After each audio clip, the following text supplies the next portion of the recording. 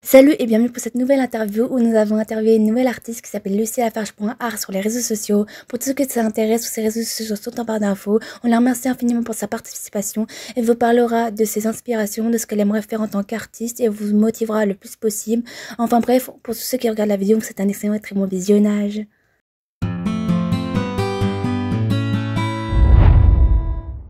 Bonjour, je m'appelle Lucie, j'ai 16 ans et je suis sur les réseaux sociaux sous le nom de LucyLafarge.art.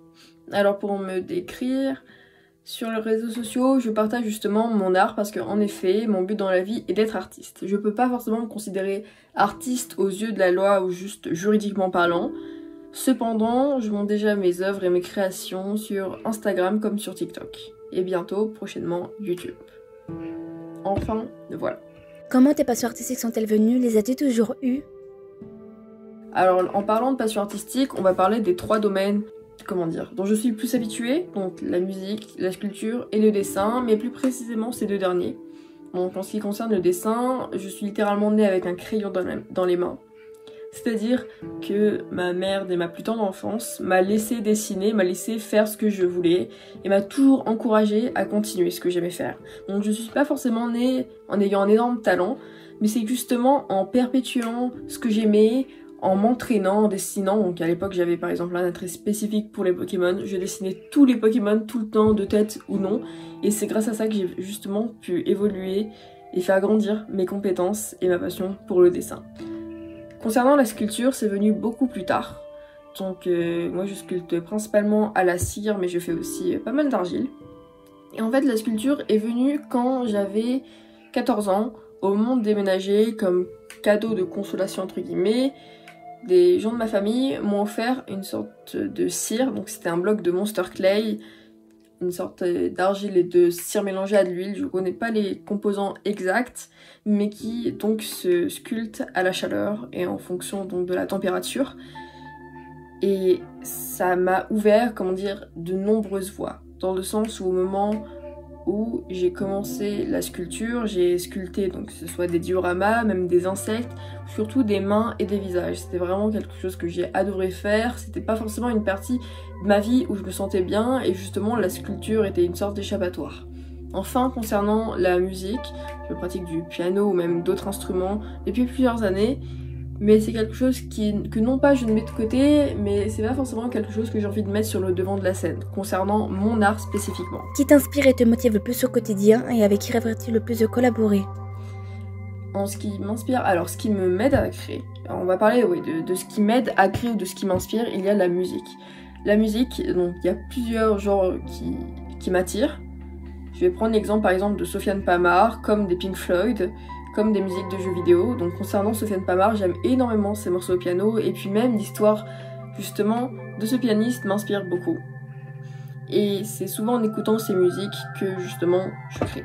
Ensuite il y a les Pink Floyd. Les Pink Floyd, leur musique aussi m'aide beaucoup à créer, et je pourrais pas forcément vous dire précisément les raisons pour lesquelles je crée, ou plutôt les raisons, la façon dont c'est justement ces groupes comme juste ces artistes m'inspirent, étant donné que c'est juste des choses qui interagissent avec mon imagination, mon cerveau, qui donc m'aident à créer. Ce qui concerne mes inspirations plastiques, là je pourrais justement citer plusieurs noms. Donc on peut parler de Catherine Pistoma, qui est une artiste que j'ai rencontrée dans la vraie vie, et avec qui j'ai beaucoup parlé, qui m'inspire beaucoup et qui m'a longuement encouragée. Voilà, donc c'est une artiste qui fait principalement du collage et qui me semble qui récemment s'est lancée dans la peinture. Concernant d'autres artistes plasticiens, il y a aussi Dominique Debert, dont j'aime beaucoup le processus de création et aussi d'installation. Il y a aussi Hicham Berada qui aborde des sujets très intéressants, et enfin un collectif qui s'appelle Random International, qui fait aussi des installations et qui ont beaucoup de liens avec ce que je fais dans un certain sens, dans un certain point de vue. Au sens où justement elles explorent les notions de science, de technologie, etc. Tu dirais quoi à toi petite au niveau artistique? Qu'est-ce que je dirais à moi petite au niveau artistique? Alors la moi petite, la moi non pas d'il y a 10 ans, mais je dirais plus d'il y a 7 ans, qui avait 9 ans, rêvait déjà d'être artiste, et justement à ce moment-là je me suis découvert une passion pour l'art lorsque j'ai en fait commencé à dessiner dans des musées et spécifiquement dans une exposition dédiée à Rodin au Grand Palais. C'était en avril 2017 si je m'en souviens bien. À ce moment-là, j'avais déjà comme ambition d'être artiste. C'était mon plus grand rêve et plus spécifiquement de faire l'école des beaux-arts de Paris ou en tout cas de faire une école d'art. Et donc si cette personne-là, si la Lucie de 2017 est en face de moi, je lui dirais mot pour mot « Félicitations Lucie ». Tu as réussi à garder espoir en tes rêves, grâce à de nombreuses personnes, mais aussi, surtout, grâce à toi, à tes passions. Et ne lâche rien, continue à faire ce que tu aimes, et écoute pas forcément les critiques méchantes des autres, juste fais ce que toi tu aimes, et selon toi. Voilà. Tu te verrais au niveau de tes passions artistiques où et faire quoi dans 10 ans? Alors dans 10 ans, j'aurai 26 ans, et j'aimerais beaucoup vivre de mon art. J'aimerais beaucoup être artiste, tout simplement. Alors certes, c'est un métier qui doit bénéficier d'une certaine notoriété, mais pas forcément non plus à l'international. Mais j'aimerais au moins que mon art soit reconnu, et justement, l'une des choses qui, me pousse à continuer à faire ce que j'aime, c'est que j'aimerais que les gens aient une nouvelle vision de l'art contemporain. Je sais que c'est quelque chose qui n'est pas forcément apprécié de la société en général de nos jours, car les gens n'ont pas forcément non plus, le commun des mortels n'a pas les bons exemples, j'ai envie de dire, en tête. Ou en tout cas, ce sont souvent les mêmes choses qui sont mises en avant concernant l'art contemporain. Et c'est pas quelque chose que justement les gens aiment. Je vais prendre l'exemple du bleu de Yves Klein. Les gens font une sorte d'amalgame et pensent que cette œuvre précisément, ou en tout cas tout ce qui concerne les démarches de cet artiste, font justement la globalité de l'art contemporain. Sauf que non, c'est bien plus complexe que ça. Le but dans la vie, ça serait justement de faire aimer aux gens l'art contemporain. Pourquoi tu voulais partager ta passion sur les réseaux sociaux et qu'est-ce qui t'a donné envie de te lancer là-dessus? Alors, pourquoi j'ai voulu me lancer sur les réseaux sociaux et surtout pourquoi j'ai voulu partager ma passion? Depuis que je suis petite, mais vraiment depuis ma plus tendre enfance, j'ai toujours voulu montrer aux autres ce que je faisais, montrer au peuple entier limite ce que j'aimais faire, ce que je faisais, donc en l'occurrence ici l'art, mais j'ai de nombreuses autres passions, comme par exemple le plane spotting qui se définit comme la photographie d'avion. J'ai aussi les sciences, un attrait spécifique pour tout ce qui est observation microscopique, mais je partage ça aussi sur les réseaux sociaux, même si ce n'est pas justement le thème principal. C'est pourquoi j'ai voulu partager l'art, en tout cas mon art sur les réseaux sociaux, c'est tout d'abord pour me faire connaître, étant donné que plus tard j'aimerais être artiste. Et c'est justement parce que aussi j'ai envie de montrer aux gens, donc ça soit donner des conseils, tout simplement leur montrer qu'on peut réussir. J'ai envie d'encourager aussi les gens de cette manière-là. Ce qui m'a donné envie de me lancer dessus, rien ne m'a poussé au fond à le faire. C'est plus que je suis sur les réseaux sociaux depuis pas mal de temps maintenant, j'avais vraiment pas l'âge d'y être quand j'ai commencé à me créer des comptes. Au final, de fil en aiguille, j'ai commencé juste à montrer ce que j'aimais faire, juste à montrer ce que je faisais, tout simplement. Et ça m'a mené à ce que je suis désormais. Vu que tu es de la nouvelle génération, tu dirais quoi aux jeunes artistes qui ont peur de se lancer? En fait, il n'y a pas de quoi avoir peur. Il n'y a pas de quoi avoir peur. J'ai envie de dire que si ça marche, tant mieux. Et si ça marche pas, tant pis. Mais pourquoi abandonner? Ça servirait à rien. J'en connais des tonnes et des tonnes de gens qui regrettent d'avoir abandonné, par exemple, c'est tout simple, d'avoir abandonné le dessin comme un sport à cause des critiques des autres, ou juste, non pas par manque d'ambition, mais pour X ou X raisons et qui désormais le regrettent. Il faut jamais abandonner. Ne jamais abandonner, ça sert à rien. Il faut continuer, si ça rate, si ça échoue pour X raisons. J'ai envie de dire, c'est la vie, c'est que peut-être que ça devait arriver. Or, il faut pas avoir peur de se lancer. Il faut pas avoir peur de se lancer. Moi, ce qui m'aide à toujours continuer ce que je fais et à jamais abandonner, je me dis que ça ne pourra pas me tuer. C'est montrer mon art sur les réseaux sociaux, que ça a beau plaire ou pas aux gens, je me suis déjà pris des mauvaises critiques, c'est pas ça qui va me tuer. C'est surtout pas ça qui va définir qui je suis et ce que je fais au fond de moi, et surtout la passion qui me fait vivre depuis maintenant 16 années. Est-ce que tu aurais une anecdote à nous raconter sur une de tes créations artistiques que tu as réalisées? Alors il y en a une qui s'appelle American Dream, qui est donc la création d'un AK-75 en bois et en papier, et qui en fait a pour but de dénoncer justement les fusillades de masse dans les écoles aux États-Unis, ou du moins la façon dont ça a été normalisé le port d'armes aux États-Unis. qui est donc légale là-bas. Alors j'ai fait cette création, je l'avais réfléchi chez moi et j'ai décidé de l'importer au lycée pour mon bac d'art plastique. Donc j'ai présenté à l'oral et en tout cas quelque chose qui justement, enfin je considère ça comme une anecdote, c'est que personne ne s'attendait à ce que je présente cette arme. Étant donné que l'arme est quand même assez grande, il me semble qu'elle doit faire 1 mètre sur 50, non, 1 mètre sur 30 cm, enfin elle est assez grande, assez imposante, j'avais du mal à la transporter de moi-même. Les gens ne pensaient pas que j'en étais l'auteur, et justement ça m'a surpris pas mal. Et même dans la rue, on m'a déjà interpellée parce que justement je devais la transporter entre le lycée ou chez moi pour faire certaines modifications. Voilà. Que préfères-tu créer artistiquement parlant et avec quel matériel et pourquoi? Alors ce que je préfère créer artistiquement parlant, je diviserai mon art en 2 parties. Il y a tout ce qui est plus art appliqué, donc les caricatures, mais aussi les autocollants. Les autocollants, souvent j'en fais depuis les caricatures. Et aussi tout ce qui est art plastique.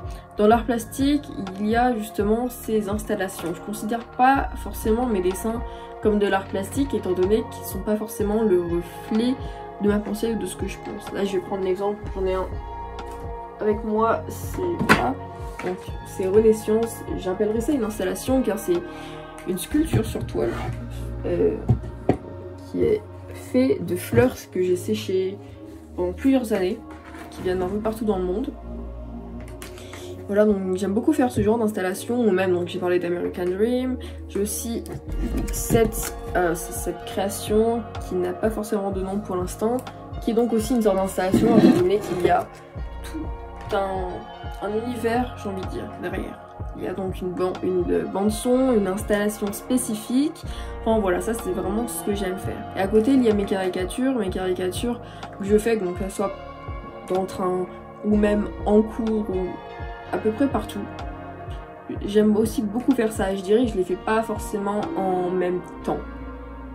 Souvent, c'est des périodes peut-être de 3 semaines, 1 mois où j'alterne. Par exemple, ce dernier mois, enfin au mois de juillet, j'étais à fond dans mes caricatures, dans mes autocollants, j'en faisais tout le temps, jour et nuit.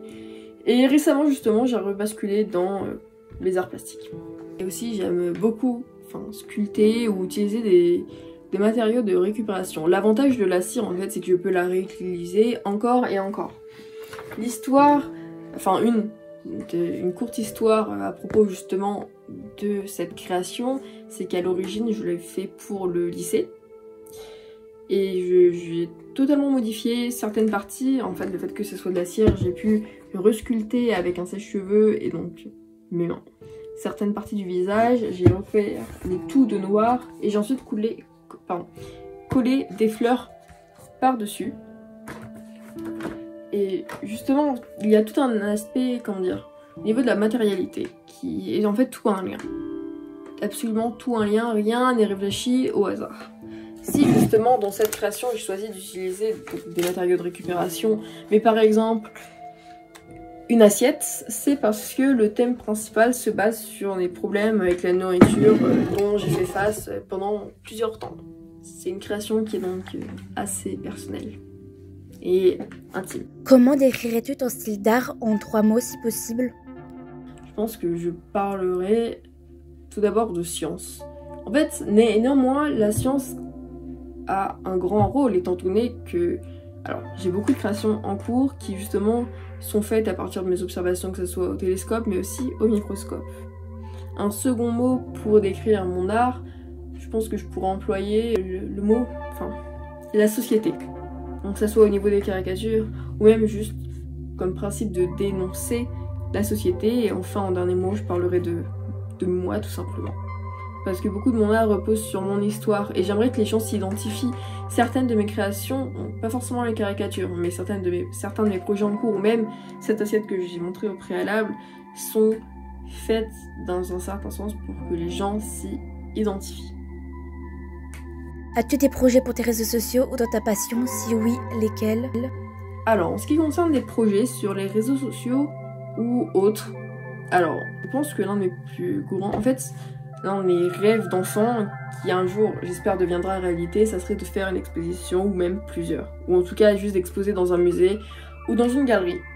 Alors, j'ai énormément de thèmes d'exposition en tête. En fait, j'ai déjà tout planifié pour vous dire. Ça fait maintenant, je pense, 3 ans que je bosse dessus. J'en ai peut-être 5-6 en tête. J'ai tout planifié, tout écrit dans des carnets, et pour l'anecdote, si je meurs, j'ai fait tout un plan pour que les gens puissent quand même l'organiser à titre posthume, étant donné qu'absolument tout est déjà planifié. J'ai déjà toutes les œuvres, certaines donc sont dans des cartons, sont emballées, je ne peux pas les montrer là maintenant, mais tout est déjà planifié. En ce qui concerne les réseaux sociaux, j'aimerais d'ici à quelques temps monter mon site, ou en tout cas à l'aide de certains amis avoir mon propre site où je pourrais justement donc vendre mes œuvres, mais aussi vendre des autocollants que je fais, donc des caricatures aussi, ou vendre certaines même de mes œuvres. Ou alors simplement, comment dire, des impressions de certaines de mes œuvres, étant donné que je pense certaines, je vais les réserver pour justement des expositions. Enfin ça, c'est quelque chose que je vais voir dans le futur, mais qui reste tout de même imminent dans le sens où le site serait normalement disponible avant 2025, si tout se passe bien. Et pour finir, aurais-tu quelque chose d'artistique à nous recommander d'aller voir? Bon, ça c'est un livre, j'ai envie de dire c'est le b.a.-ba de l'histoire de l'art, comme le nom l'indique. C'est quelque chose que je dois lire justement pour mes études.